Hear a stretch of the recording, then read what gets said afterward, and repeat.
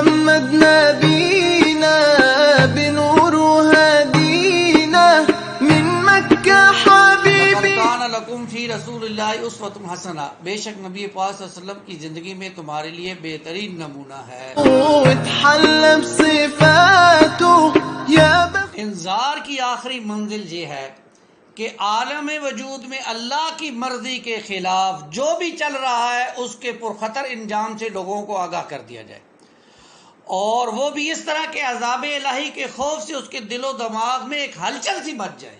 یہ ہے انذار، یہ ہے يا نبي الله السلام۔ مکے کی زمین پر ظلم و ستم کی انتہا کر دی گئی۔ بلال رضی اللہ تعالیٰ عنہ کو تپتی ریت پر لٹایا جاتا تھا اور یہی بس نہیں تھی۔ طائف سے واپسی پر رسول اللہ صلی اللہ علیہ وسلم کے ساتھ وہ کچھ ہو گیا جو مکے میں 10 سالوں میں نہیں ہوا۔ مولاي صل وسلم۔ 69 صحابہ کی لاشیں اٹھائی ہیں محمد رسول اللہ صلی اللہ علیہ وسلم نے، پھر جا کے اللہ کا دین غالب ہوا۔ هو الذی ارسل رسولہ بالہدی ودین الحق لیظہرہ علی الدین کلہ، وہی ہے اللہ جس نے بھیجا اپنے حبیب اپنے رسول کو الہدا۔ حبيبك خير الخلق كلهم يا نبي سلام عليك يا رسول سلام صلی علی محمد وعلی آل محمد کما صلیت علی ابراہیم وعلی آل ابراہیم انک حمید مجید۔ اللہم بارک علی محمد وعلی آل محمد کما بارکت علی ابراہیم وعلی آل ابراہیم انک حمید مجید۔ اعوذ باللہ من الشیطان الرجیم، بسم اللہ الرحمن الرحیم۔ اقرأ بسم ربک الذی خلق، خلق الانسان من علق، اقرأ وربک الاکرم، الذی علم بالقلم، علم الانسان ما لم یعلم، صدق اللہ العظیم۔ رب اشرح لی صدری ویسر لی امری واحلل عقدۃ من لسانی یفقہوا قولی واجعل لی وزیرا من اہلی، آمین یا رب العالمین۔ 40 برس سے کچھ قبل جو ہم نے رسول اللہ صلی اللہ علیہ وسلم کی زندگی کے حالات پڑھ لیے، اس سے پہلے تو آپ صلی اللہ علیہ وسلم کے زندگی کا جو 40واں برس تھا، اس میں آپ اور آپ کی قوم کے درمیان فکری اور عملی فاصلہ بڑھتا گیا۔ آپ قوم کی بدبختی اور بگاڑ کو دیکھ کر رنجیدہ رہنے لگے اور ان سے الگ تھلگ اور تنہا رہنے لگے۔ آپ صلی اللہ علیہ وسلم ان چیزوں کی وجہ سے گہری سوچ میں جو ہے وہ رہا کرتے تھے، کیونکہ یہی وہ چیزیں تھیں جو ان لوگوں کو ہلاکت کی طرف لے کر جا رہی تھی۔ عمر بڑھنے کے ساتھ ساتھ یہ رنج اور یہ خواہش بھی بڑھتی گئی، اور بالآخر آپ کو کشاں کشاں غار حرا کی طرف لے گئی، جہاں آپ صلی اللہ علیہ وسلم سال میں رمضان کا 1 مہینہ دین ابراہیم کی جو بچی کچی تعلیمات تھی ان کے مطابق اللہ کی عبادت کیا کرتے تھے، اور مہینہ پورا کر کے صبح دم مکہ تشریف لاتے اور خانہ کعبہ کا طواف کر کے گھر کی راہ لے لیا کرتے تھے۔ 3 سال تک آپ صلی اللہ علیہ وسلم کا یہی معمول رہا۔ جب 40 سال عمر پوری ہو گئی اور یہی سن کمال ہے، تو عموماً اسی عمر میں پیغمبر بھیجے جاتے ہیں، تو نبوت کی چمک دمک اور سعادت کی جھلکیاں نظر آنی شروع ہوئی۔ چنانچہ آپ نیک خواب دیکھے، جیسا دیکھتے ویسا ہی پیش آ جاتا، پھر روشنی نظر آنے لگتی اور آوازیں سنائی دینے لگتی، یعنی یہ رسول اللہ صلی اللہ علیہ وسلم کے ساتھ یہ معاملہ ہونا شروع ہو گیا۔ پھر تیسرے سال کے رمضان میں جب آپ کی عمر کا 41واں سال چل رہا تھا، غار حرا کے اندر ذکر الہی اور عبادت میں آپ صلی اللہ علیہ وسلم مشغول تھے کہ یکا یک جبرائیل علیہ الصلوۃ والسلام تشریف لائے، آپ کو وحی نبوت سے نوازا۔ سیدہ عائشہ فرماتی ہیں رسول اللہ صلی اللہ علیہ وسلم پر وحی کا آغاز نیند میں اچھے خواب سے آغاز ہو گیا تھا۔ آپ جو خواب دیکھتے وہ صبح کو روشنی کی طرح آپ پر ظاہر ہو جاتا، پھر آپ کو تنہائی پسند آنے لگی، چنانچہ آپ غار حرا میں خلوت اختیار فرما گئے اور کئی راتوں تک گھر آئے آپ عبادت کیا کرتے تھے، اور اس کے لیے آپ گھر سے توشہ یا کھانا لے کر جاتے تھے۔ پھر سیدہ خدیجہ آپ کے پاس جاتی اور آپ کا حال حوالہ پوچھ کر واپس آ جاتی، اور اس دوران کچھ ضرورت ہوتی تو آپ کو پیش کر دی جاتی، یہاں تک کہ آپ صلی اللہ علیہ وسلم پر غار حرا ہی میں آپ کے پاس حق آ گیا، آپ کے پاس فرشتہ ظاہر ہوا، اس نے کہا اقرا، اے نبی صلی اللہ علیہ وسلم پڑھیے۔ آپ صلی اللہ علیہ وسلم نے فرمایا ما انا بقاری، میں پڑھا نہیں ہوں، پڑھا لکھا نہیں ہوں، میں پڑھنا نہیں جانتا۔ آپ نے فرمایا وَآخَذَنِي فَغَطَّنِي حَتَّى بَلَغَ مِنِّي الْجَهْدُ ثُمَّ أَرْسَلَنِي فَقَالَ، اس پر اس نے مجھے پکڑ لیا اور زور سے دبوچا، اتنا کہ مجھے چور کر ڈالا، پھر چھوڑ کر کہا اقرا، پڑھیے، یعنی جبرائیل نے آپ کو اپنے سینے سے لگا کر دبایا اور کہا کہ پڑھیے۔ آپ نے کہا ما انا بقاری، میں پڑھنا نہیں جانتا۔ اس پر اس نے دوبارہ آپ کو سینے سے لگایا اور زور سے جو ہے وہ آپ کو دبایا، پھر کہا اقرا، پڑھیے۔ فقلت ما انا بقاری، میں نے کہا میں پڑھا ہوا نہیں ہوں۔ تو اس نے تیسری مرتبہ یہی کیا اور کہا اقرا بسم ربک الذی خلق، خلق الانسان من علق، اقرا وربک الاکرم الذی علم بالقلم، علم الانسان ما لم یعلم، پڑھیے اپنے اس پروردگار کے نام سے جس نے پیدا کیا، انسان کو لوتھڑے سے پیدا کیا۔ پڑھیے آپ کا رب کریم ہے جس نے قلم کے ذریعے سے علم دیا، انسان کو وہ بات سکھائی جسے وہ نہ جانتا تھا۔ غور کیجئے، یہ پہلی وحی ہے، یہ پہلی وحی ہے، پہلی وحی کے اندر پڑھنے کا حکم دیا جا رہا ہے، پہلی وحی کے اندر قلم کا ذکر آ رہا ہے، 2 مرتبہ اس بات کا ذکر ہے کہ اللہ سکھاتا ہے، تو اسلام کی پہلی جنگ جہلیت کے خلاف ہے۔ یہی وجہ ہے کہ نبی اکرم صلی اللہ علیہ وسلم کے آنے سے پہلے کے دور کو زمانہ کفر نہیں کہا جاتا، زمانہ جہلیت کہا جاتا ہے۔ اسلام کی پہلی جنگ جہلیت کے خلاف ہے۔ غور کیجئے کہ زندگی کا حق، حقائق کا حل نبی پاک صلی اللہ علیہ وسلم کو کہاں سے ملا، یہ بات بھی ہمارے سامنے رہنی چاہیے۔ اصل حقیقت کہاں سے ملی؟ قرآن مجید کے ذریعے سے۔ آج بھی زندگی کے مسائل کا حل، زندگی کے حقائق کا پتہ، اصل حقیقت کہاں سے ملے گی، اصل ہدایت کہاں سے ملے گی؟ وہ اللہ کی اس کتاب سے ملے گی، قرآن مجید سے ملے گی۔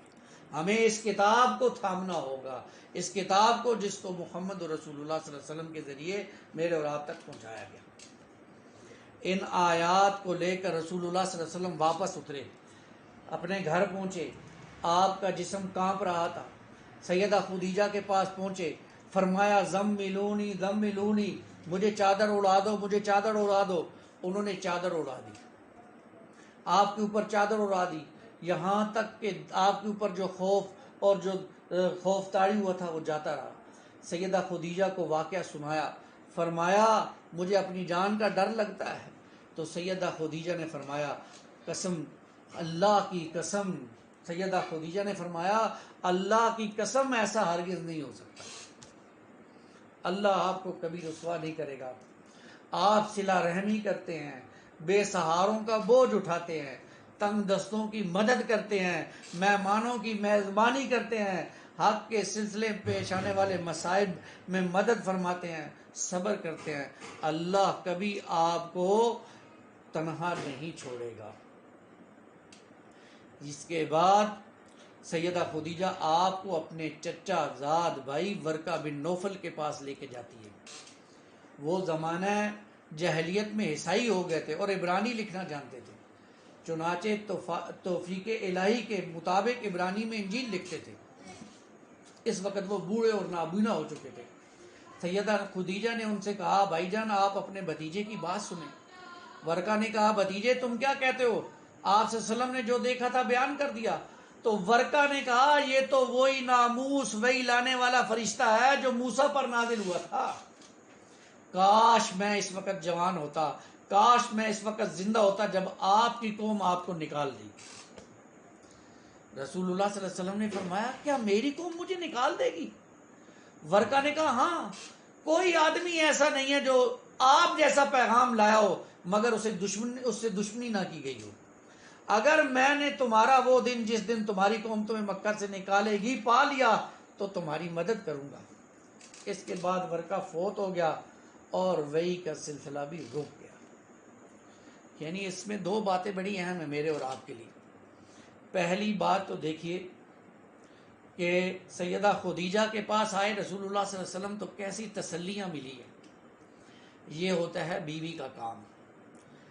گھر سے باہر سے خامن تھکا ہارا آتا ہے تو بیوی اس کو تسلیاں دیتی ہے۔ جب خامن گھر سے باہر سے آتا ہے تو دیکھیے رسول اللہ صلی اللہ علیہ وسلم آئے باہر، پریشان تھے، کہا ذنبلونی، مجھے ڈر لگ رہا ہے۔ تو بیوی نے کہا اللہ آپ کو ایسا نہیں کرے گا، آپ سچے ہیں، آپ ایماندار ہیں، آپ دوسروں کے کام آتے ہیں۔ کیا ایسی گواہیاں ہمارے گھروں سے بھی آتی ہیں؟ ہماری بیویاں بھی ایسی تسلیاں دیتی ہیں؟ سوچنے کی باتیں۔ دوسری بات ذرا دیکھیے، ورقہ نے کہا کاش میں اس وقت زندہ رہتا جب آپ کی قوم آپ کو نکال دیتی تو میں آپ کی مدد کرتا، آپ کے ساتھ کھڑا ہوتا۔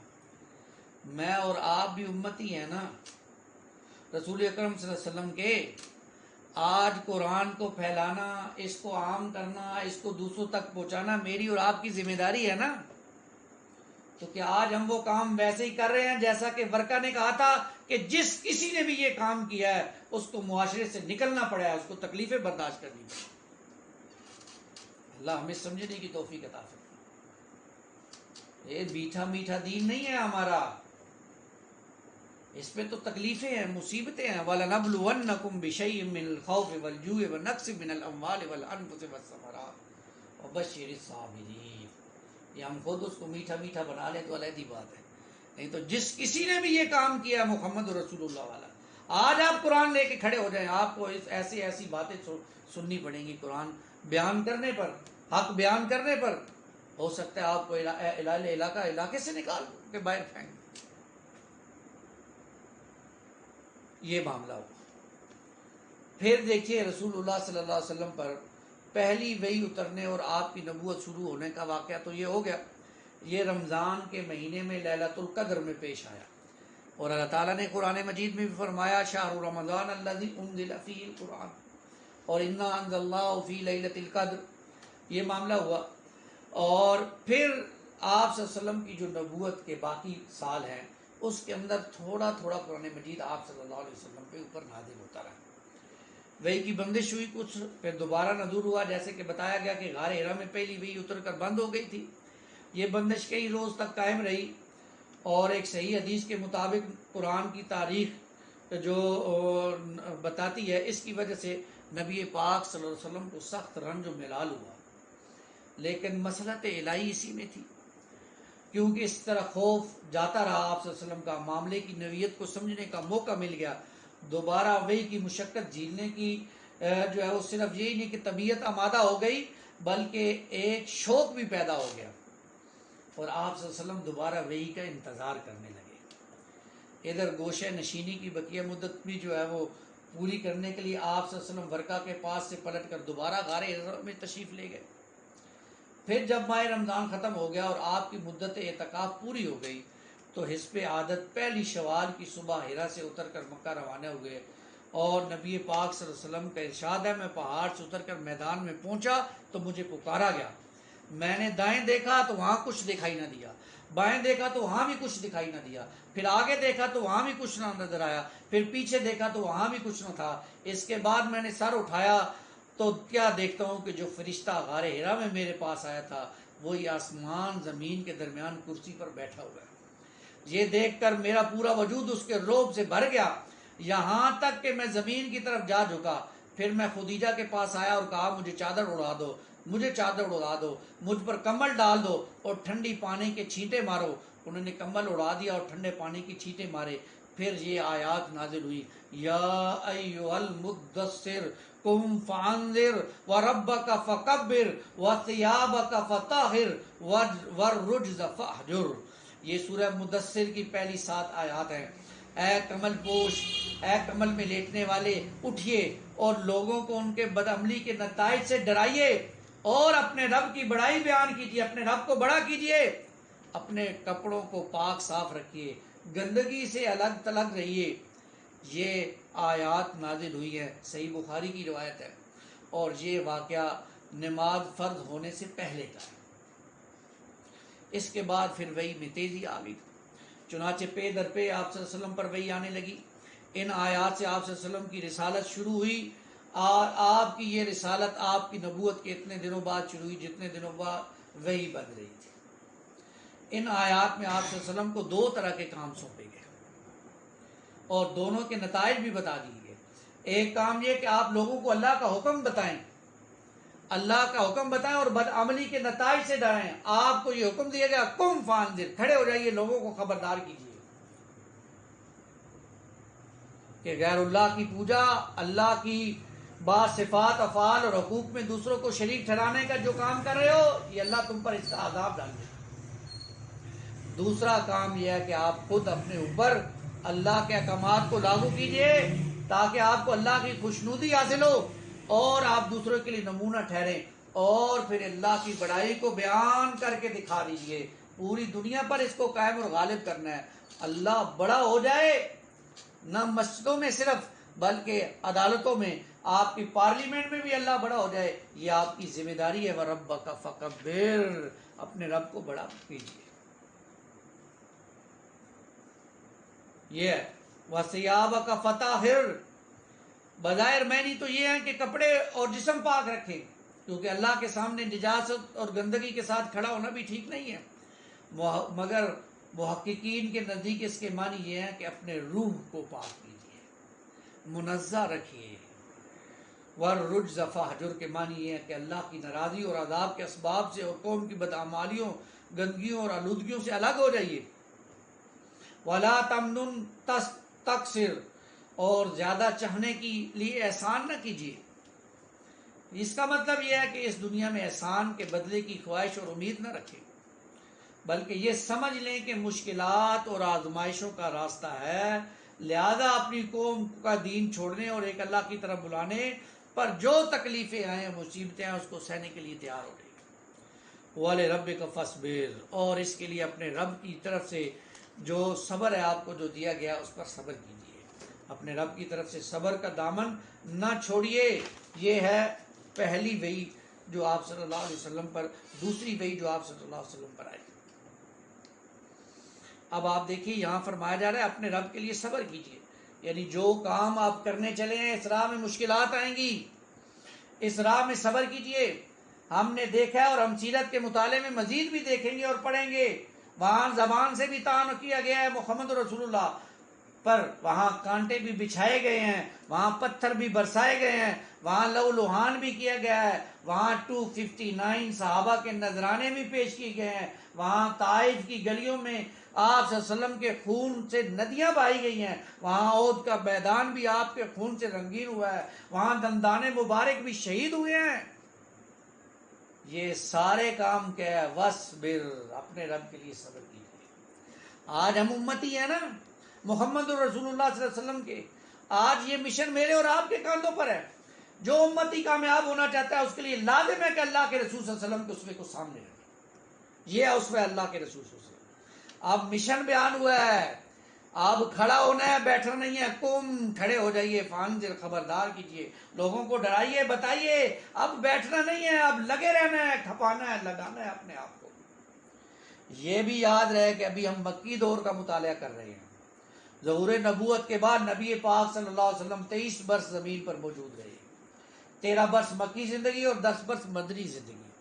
مکی زندگی کے متعلق ہمیں بہت زیادہ واقعات سیرت کی کتابوں میں نہیں ملتے، یہی وجہ ہے کہ اس مکی زندگی کے حوالے سے اہم ترین سورس جو ہے وہ قرآن حکیم ہے۔ قرآن حکیم میں 114 صورتوں میں سے 86 مکی ہیں، جن کے اندر 2/3 قرآن مجید کے اندر اللہ تعالیٰ نے اپنے حبیب صلی اللہ علیہ وسلم کی سیرت کو بیان کیا ہے، 86 مکی صورتوں۔ ان مکی صورتوں کا جب ہم مطالعہ کرتے ہیں تو وہ نقشہ ہمارے سامنے آتا ہے، ماحول کیسا تھا، لوگوں کے عقیدے کیسے تھے، حق کی راہ میں رکاوٹیں کیسے کیسے کھڑی کی گئی تھی، ایمان کی حفاظت کس طرح مشکل کام بن گیا تھا، اہل ایمان پر کیا کیا بیت رہا تھا، کیا کیا کچھ گزر رہا تھا، اہل ایمان کی محنتیں کس طرح ہو رہی تھی، اور باطل پرستوں کی طرف سے آنے والے ظلم و ستم کی کیفیات کیا تھی، یہ سارا کا سارا ہمیں مکی قرآن مجید کے اندر ملے گا، لیکن اسی تے پڑھنے ہی نہیں۔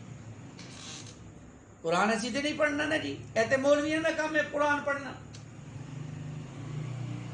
اسی تے فلماں دیکھنیاں نے، اسی تے ڈرامے دیکھنے نے، اسی تے جناب اور اللہ تللے کرنے نے، لیکن قرآن نہیں پڑھنا، ترجمے کے ساتھ نہیں پڑھنا، سمجھ کر نہیں پڑھنا، کہیں کوئی بات سمجھ نہ آ جائے۔ یہ سب کچھ اگر سیرت میں دیکھنا ہے تو آئیے قرآن مجید کی 86 مکی صورتوں کا مطالعہ کیجیے۔ اللہ مجھے اور آپ کو اس بات کی توفیق عطا فرمائے۔ تو یہ پہلے 3 برس آپ اندازہ کریں، اس کے بعد اب تبلیغ کا آغاز ہوتا ہے۔ ان آیات کے اترنے کے بعد نبی پاک صلی اللہ علیہ وسلم دعوت و تبلیغ کا کام شروع کر دیتے ہیں۔ آپ کی قوم اکھڑ اور بت پرست تھی، بڑی اکھڑ اور بت پرست، ہم پہلے پڑھ چکے ہیں، اور باپ دادا سے جو کچھ ہوتا آیا تھا اس کو حق مانتی تھی، اور اکڑ اور تکبر میں حق بات کو سمجھنے کے لیے تیار نہیں تھی، فیصلے تلوار سے کرتی تھی، زبان سے نہیں۔ لیکن رسول اللہ صلی اللہ علیہ وسلم نے دعوت شروع کر دی۔ نبی پاک صلی اللہ علیہ وسلم نے تو کئی خوش قسمت لوگ ایمان سے جو ہے وہ پہلے جو 4 لوگ ایمان لے آئے، پہلا نام سیدہ خدیجہ رضی اللہ تعالیٰ، بیوی آپ کی وہ بیوی جن کا بلند اخلاق اور اعلیٰ کردار سب کچھ میرے اور آپ کے سامنے، اور وہ بھی جانتی تھی رسول اللہ صلی اللہ علیہ وسلم سچے اور ایماندار انسان سب سے پہلے۔ اور اس کے بعد آپ کے جگری دوست سیدنا ابوبکر رضی اللہ تعالیٰ عنہ، وہ ایمان لے آئے، فوراً ایمان لے آئے۔ ان میں تیسرے ایمان لانے والے سیدنا علی تھے رضی اللہ تعالیٰ عنہ، وہ ابھی چھوٹے تھے لیکن فوراً ایمان لے آئے تھے۔ اور چوتھے غلام حضرت زید بن حارثہ، یہ جو ہے وہ ایمان لے آئے۔ پھر اللہ تعالیٰ نے ان کو ایمان سے جو ہے وہ سر نوازے۔ تو یہ 4 لوگ روایات میں آتا ہے کہ پہلے دن ہی ایمان لے آئے تھے۔ پہلے دن جو 4 لوگ ایمان لے آئے گھر میں سے، سب سے پہلے سیدہ خدیجہ رضی اللہ تعالیٰ عنہ سب سے پہلے ایمان لایا، جس کے سامنے ایمان کی دعوت رکھی، بیوی کے سامنے رکھی اس نے قبول کر لیا، دوست کے سامنے رکھا اس نے قبول کر لیا، اور جو ہے وہ غلام کے سامنے رکھا اس نے قبول کر لیا۔ لیکن غور کیجئے، توجہ کیجئے، انسان محبت کرتا ہے نا، مختلف شکلیں ہیں اس کی، لیکن ساری محبتیں یکساں اور برابر نہیں ہوتی ہیں۔ اللہ کے رسول صلی اللہ علیہ وسلم نے تو محبت کا حق ادا کر دیا، اور کیا قریبی لوگوں کے سامنے سب سے پہلے دعوت رکھی، کیونکہ سب سے زیادہ محبت قریبی لوگوں سے ہوتی ہے نا، اور سب سے زیادہ قریب کون تھی؟ بیوی، سب سے پہلے اس کے سامنے دعوت رکھی۔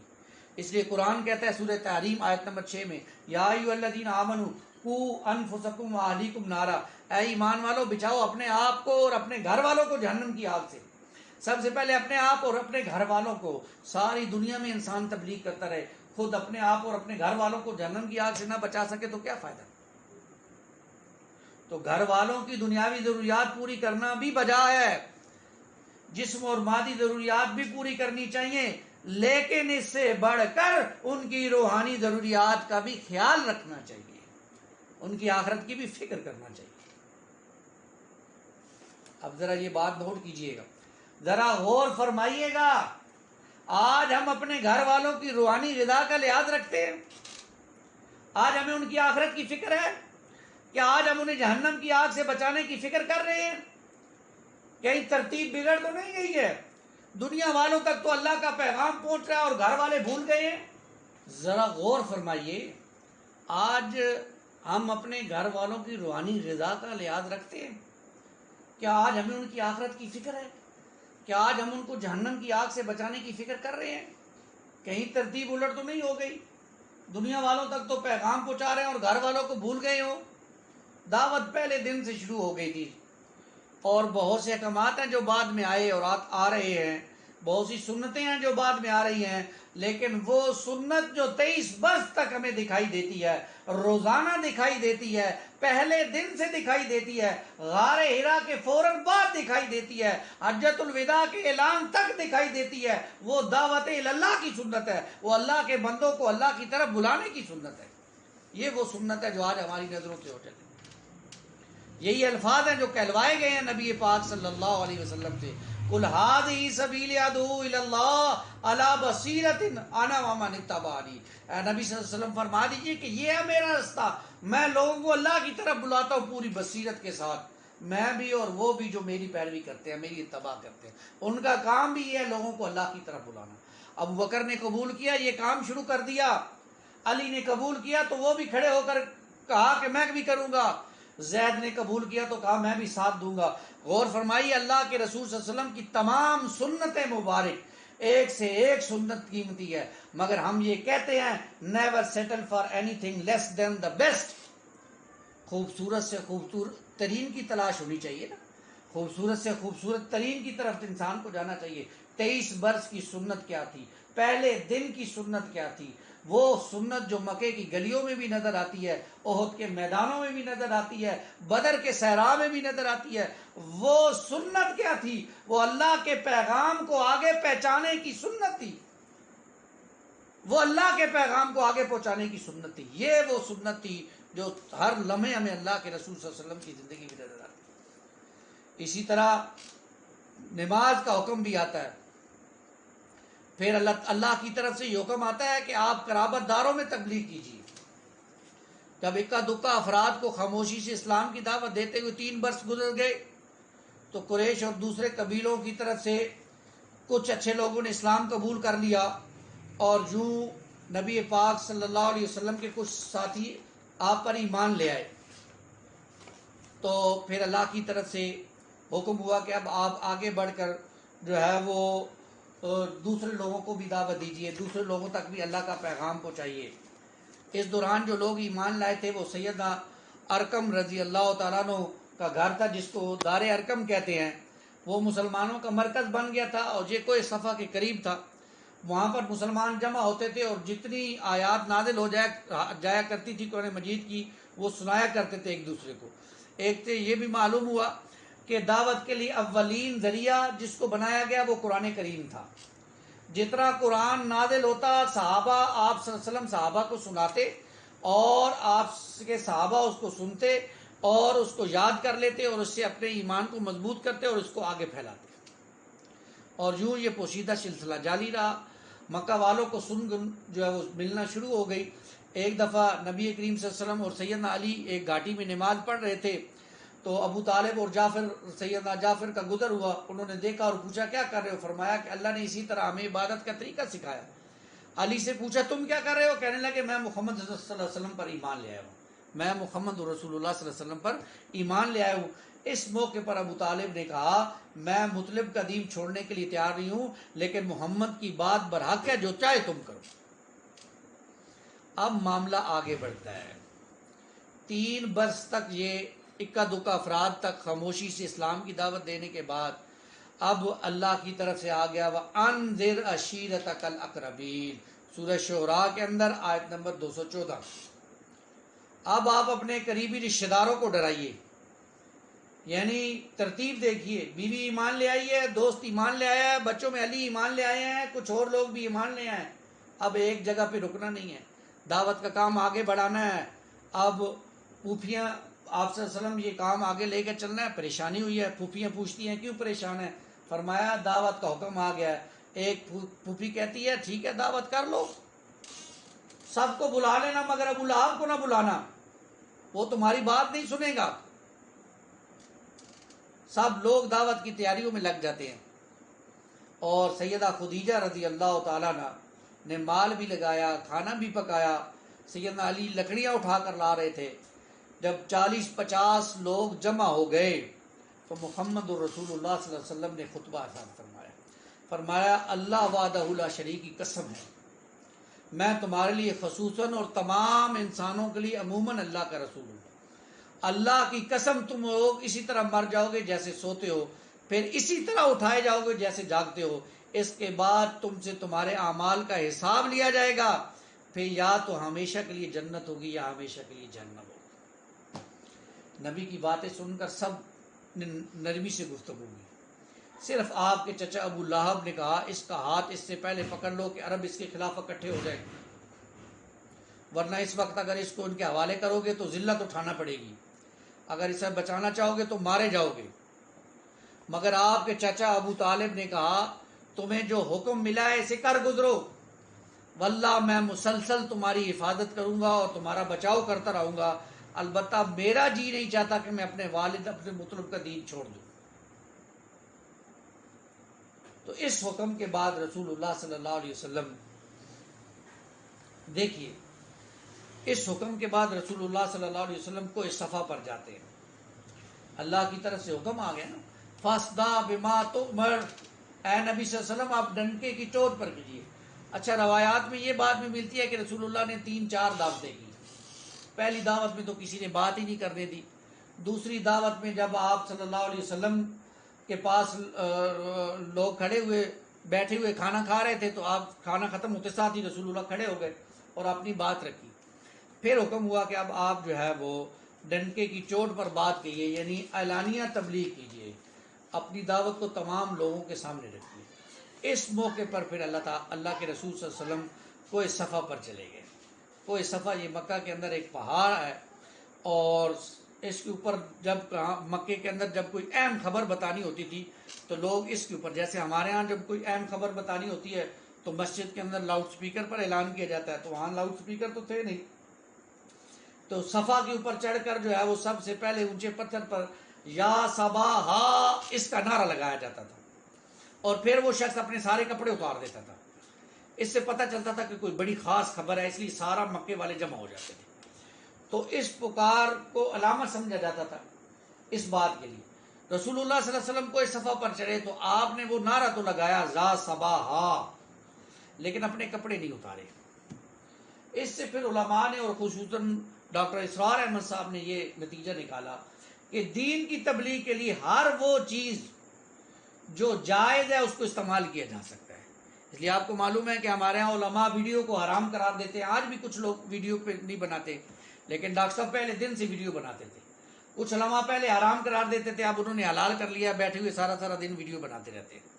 ایک حضرت تھے، ان کا میں نے ایک کتاب کا کسی زمانے میں پڑھا تھا، ٹی وی کی 17 تباکاریاں. آج سارا دن ٹی وی پر بیٹھ کر پکا چلتے رہتے ہیں. یہ ان کا حال بن چکا ہے، یعنی لما تقولون ما لا تفعلون کی بہترین کیفیت ہے. لیکن بہرحال ڈاکٹر صاحب کی یہ رائے تھی اس وقت، علماء کی آج بھی رائے موجود ہے. اس حوالے سے لوگ ٹی وی پہ آ رہے ہیں، جدید چیزوں کو، لاؤڈ سپیکر کو اور جو بھی جدید ہے، نیٹ ہے، ان چیزوں کو استعمال کرنے میں کوئی قباحت نہیں ہے. ہاں، ان کی غلط چیزوں سے دور رہ کر انسان اگر کر سکتا ہے تو فبیا، اگر نہیں کر سکتا تو پھر سائڈ پہ رہے، پھر ایسے ہی دعوت کا کام کرے جیسے وہ کر سکتا ہے. اللہ کے رسول صلی اللہ علیہ وسلم نے یہ پکار لگائی، اور جب یہ پکار لگائی تو لوگوں نے یہ آواز سنی تو کہا یہ کون پکار لگا رہا ہے؟ لوگوں نے بتایا کہ یہ محمد ہے صلی اللہ علیہ وسلم. اس پر لوگ دوڑ پڑے اور صفا میں جو ہے وہ جمع ہو گئے. تو جب سارے لوگ جمع ہو گئے تو آپ نے فرمایا یہ بتاؤ، اگر میں یہ کہوں کہ اس پہاڑ کے پیچھے وادی میں گھڑ سواری کی ایک جماعت ہے جو تم پر حملہ آور ہونے چاہتی ہے، تو کیا تم یہ بات مان لو گے؟ لوگوں نے کہا ہاں، ہم نے آپ کو کبھی جھوٹا نہیں پایا، ہم نے آپ کو ہمیشہ سچا پایا ہے، تو ہم تو آپ کی بات مان لیں گے. تب اللہ کے رسول صلی اللہ علیہ وسلم نے فرمایا اچھا تو سنو، میں ایک سخت عذاب کے آنے سے پہلے تمہیں ڈرانے والا بنا کر بھیجا گیا ہوں. میری اور تمہاری مثال ایسی ہے جیسے کسی آدمی نے دشمن کو دیکھ لیا ہو اور جھٹ پٹ دوڑا کہ گھر والوں کی حفاظت کا بندوبست کرے، لیکن اس نے خطرہ محسوس کیا کہ دشمن اس سے پہلے انہیں آ دبوچے گا، لہذا وہ زور زور سے پکارنے لگا یا صباحا، ہائے صبح. اس کے بعد نبی پاک صلی اللہ علیہ وسلم نے لوگوں کو دعوت دی کہ وہ لا الہ الا اللہ پڑھیں اور محمد الرسول اللہ پڑھیں، سچے دل سے اقرار کریں، اور یہ بھی بتلایا کہ یہی کلمہ دنیا اور آخرت کی کامیابی کا ذریعہ ہے، اور سمجھایا کہ اگر وہ اپنے شرک پر جمے رہے اور آپ کی لائی ہوئی باتوں پر ایمان نہ لائے تو اللہ کا عذاب انہیں اپنی گرفت میں لے لے گا. آپ صلی اللہ علیہ وسلم رسول ہونے کے باوجود انہیں عذاب سے نہیں بچا سکیں گے، نہ اللہ سے چھڑا سکیں گے. آپ نے یہ ڈراوا عام لوگوں کو بھی سنایا اور خاص لوگوں کو بھی سنایا. آپ نے کہا یا معشر القریش، اے قریش کے لوگوں، جہنم سے نجات کے بدلے میں اللہ سے اپنی جانوں کا سودا کر لو، کیونکہ میں تمہارے نفع اور نقصان کا مالک نہیں اور نہ تمہیں اللہ سے بچانے کے سلسلے میں تمہارے کام آ سکتا ہوں. اندازہ کیجیے یہ کون فرما رہے ہیں؟ یہ محمد الرسول اللہ صلی اللہ علیہ وسلم فرما رہے ہیں. اور میں نے ایک ایسے عالم کی بات سنی، ایک ممبر سے ایک ایسے عالم کی بات سنی، وہ یہ فرما رہے تھے کہ ایک شخص کو جہنم میں اللہ نے بھیج دیا اور پھر جو ہے وہ غوث پاک کو بتایا کسی نے کہ یہ تو آپ کا مرید تھا اور اس کو جہنم میں بھیج دیا گیا. تو آپ نے اللہ سے کہا اللہ یہ میرا مرید تھا، تو نے اس کو جہنم میں کیوں بھیج دیا؟ اللہ تعالیٰ اس کو نعوذ باللہ واپس جہنم سے جنت میں بھیج دیں گے معاذ اللہ. ایسے قصے کہانیاں سنا سنا کر ہم نے لوگوں کو دین سے دور کر دی. قرآن کہتا ہے، اللہ کے رسول کے الفاظ سنیے، یا معاشر قریش، اے قریش کے لوگو، اشترو انفسکم من اللہ، جہنم سے نجات کے بدلے میں اللہ سے اپنی جانوں کا سودا کر لو. انقذوا انفسکم من النار، بچاؤ اپنے آپ کو جہنم کی آگ سے. فإنی لا املک لکم ضرا ولا نفع، دیکھو میں تمہارے لیے نفع نقصان کا مالک نہیں ہوں. ولا اغنی عنکم من اللہ شیئا، اور نہ تمہیں اللہ سے بچانے کے سلسلے میں تمہارے کام آ سکوں گا. یا بنی کعب بن لوئی انقذوا انفسکم من النار فإنی لا املک لکم ضرا ولا نفع. یا بنی مرۃ بن کعب انقذوا انفسکم من النار. یا معاشر بنی قصی، یہ قصی قبیلے کو بھی فرمایا اے بنی قصی اپنے آپ کو جہنم سے بچاؤ، میں تمہارے نفع نقصان کا مالک ہوں. یا بنی عبد شمس انقذوا انفسکم من النار. دیکھیں سب کو اللہ کے رسول کیا کہہ رہے ہیں، اپنے آپ کو جہنم کی آگ سے بچاؤ. یا بنی عبد مناف انقذوا انفسکم من النار. یا بنی ہاشم انقذوا انفسکم من النار، اے ہاشم اپنے آپ کو جہنم سے بچاؤ. یا بنی عبد المطلب، اے عبد المطلب انقذوا انفسکم من النار فإنی لا املک لکم ضرا ولا نفع. اور پھر فرمایا، آپ اندازہ کریں رسول اللہ نے میرے اور آپ کے لیے کیسی تربیت چھوڑی ہے. پھر آپ نے اپنے چچا کو مخاطب کر کے فرمایا یا عباس بن عبد المطلب لا اغنی عنک من اللہ شیئا، اے عباس بن عبد المطلب میں اللہ سے بچانے کے لیے تمہارے کچھ کام نہیں آ سکتا. یا صفیۃ بنت عبد المطلب امت رسول اللہ لا اغنی عنک من اللہ شیئا، اے رسول اللہ کی پھوپھی صفیہ بنت عبد المطلب میں اللہ سے بچانے کے لیے تمہارے کچھ کام نہیں آ سکتا. اور آخر میں فرمایا یا فاطمہ بنت محمد، اے میری بیٹی فاطمہ میری لخت جگر محمد رسول اللہ کی بیٹی فاطمہ، سلینی بما شئتی، مجھ سے جو چاہے مانگ لو، مجھ سے جو چاہے مانگ لو. انقذی نفسک من النار، مگر اپنے آپ کو جہنم کی آگ سے بچا لو. یہ کہنے والے کون ہیں جی؟ محمد الرسول اللہ صلی اللہ علیہ وسلم. کہا کس کو جا رہا ہے؟ جنت کی عورتوں کی سردار سیدہ فاطمہ کو کہا رہا ہے انقذی نفسک من النار، بچاؤ اپنے آپ کو جہنم کی آگ سے. لا اغنی عنک من اللہ شیئا، میں تمہیں اللہ سے بچانے کے لیے کچھ کام نہیں آ سکتا.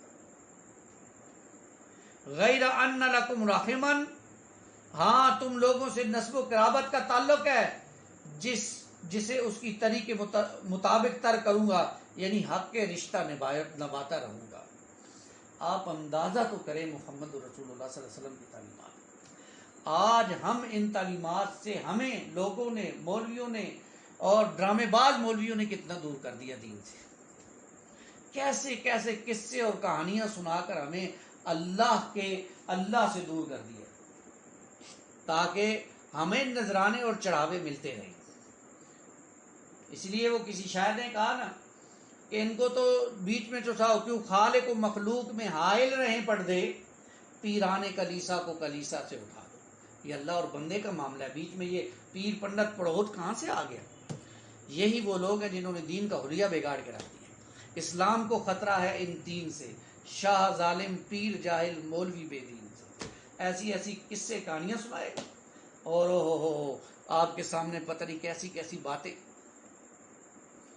میں ایک بندے کا یہ بیان سن رہا تھا، اندازہ کرے، ایک بندے نے اس سے سوال پوچھا ایک بندے سے ٹی وی پر، ایک عالم سے، کہ جی کیا غیر اللہ سے مدد مانگنا جائز ہے؟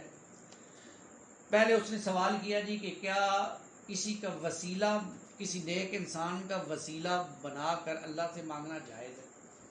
انہوں نے کہا جائز ہے. پھر کہا جی کیا اس نیک انسان سے، اس بندے کا نام لیا، اس پیر کا، اس ولی کا نام لیا، کیا اس سے ڈائریکٹ مانگنا جائز ہے؟ انہوں نے کہا جائز ہے. آپ اندازہ کریں کس طرح گمراہی میں ہم مبتلا کر رہے ہیں. اللہ کے علاوہ کسی اور سے مانگنا جائز نہیں ہے، کسی اور سے مانگنا. لیکن ہم سیرت سے دور، ہم دین سے دور، ہمیں تو دنیا کی فکر ہے نا. ہم تو دنیا بنائیں بس.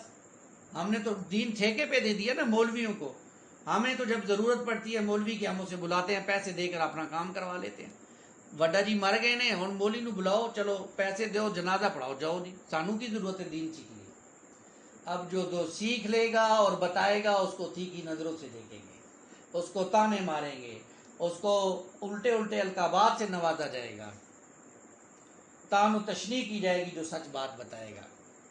یہ اللہ کے رسول کے یا فاطمہ بنت محمد، اے فاطمہ محمد صلی اللہ علیہ وسلم کی بیٹی. یہ الفاظ مجھے بہت پیارے لگتے ہیں. سلینی بما شئتی، مجھ سے مانگ لے جو تو نے مانگنا ہے. انقذی نفسکی من النار، ہاں لیکن اپنے آپ کو جہنم کی آگ سے بچا لے میری بیٹی. کیوں؟ لا اغنی عنک من اللہ شیئا، کہ میں تمہیں بھی اللہ سے بچانے کے لیے کچھ کام نہیں آ سکتا.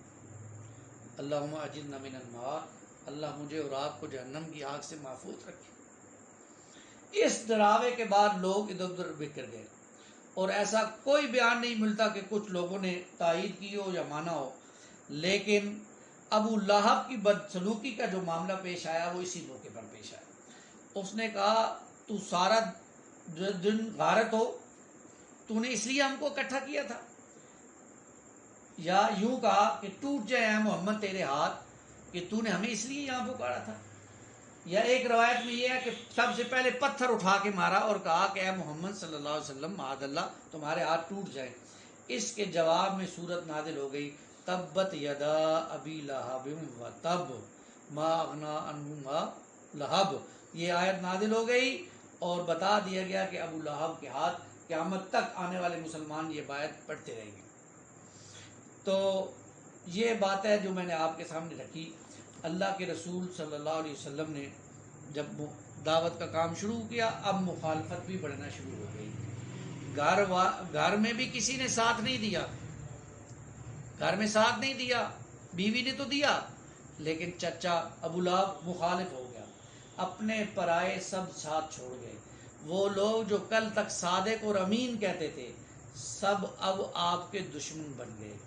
اللہ کے رسول کی دعوت پہ کے آگے روڑے اٹکانے شروع کر دیے. آج بھی اگر ہم صحیح دعوت کا کام کریں گے، آج بھی اگر ہم صحیح محمد رسول اللہ صلی اللہ علیہ وسلم کی دین کی محنت کریں گے تو آج ہمیں بھی یہ سارے معاملات کرنے پڑ سکتے ہیں. اللہ تعالیٰ مجھے اور آپ کو حق کی راہ میں دین کا کام کرنے کی توفیق عطا فرمائے، اور اللہ ہمیں جو ہے وہ دین کی سمجھ عطا فرمائے. آمین یا رب العالمین. اقول قولی ھذا استغفر اللہ لی ولکم ولسائر المسلمین والمسلمات.